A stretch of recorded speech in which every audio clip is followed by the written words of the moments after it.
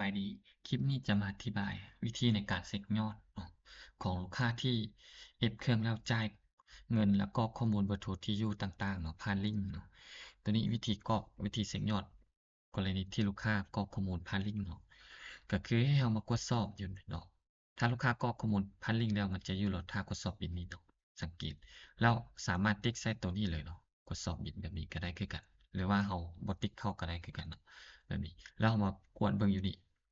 กรณีลูกค้าเนี่ยกรอกข้อมูลในลิงก์แล้วมันจะอยู่รอท่ากด submit เนี่ยให้เรา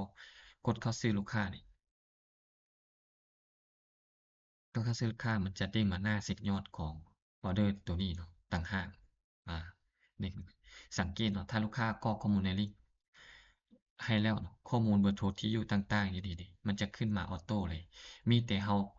แอดมินเนาะมีแต่เราจะกวดเบิ่งว่าถูกต้องแล้วบ่เนาะว่า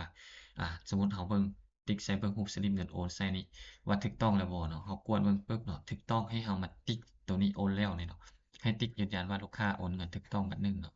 กดตัวนี้บัดหนึ่งแล้วให้เรามาเลื่อนเบิ่งเนาะว่าเบอร์โทรที่อยู่ลูกค้ากรอกมานี่นะถูกต้องครบถ้วนแล้วบ่เนาะถ้า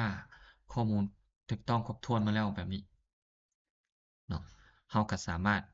กดบันทึกเลยเนาะกดเช็กยอดได้เลยเนาะ เพียงเท่านี้เนาะกรณีที่ลูกค้าเอฟแล้วกรอกข้อมูลเบอร์โทรที่อยู่ต่างๆให้เนาะมีแต่หน้าที่หลักๆก็คือให้เรากวดเบิ่งรายละเอียดต่างๆเนาะว่าถูกต้องแล้วก็สามารถกดเช็กยอดได้เลยแต่นี้ก็เป็นการเช็กยอดแล้วเนาะในกรณีที่ลูกค้าเอฟแล้วกรอกข้อมูลผ่านลิงก์ให้เนาะ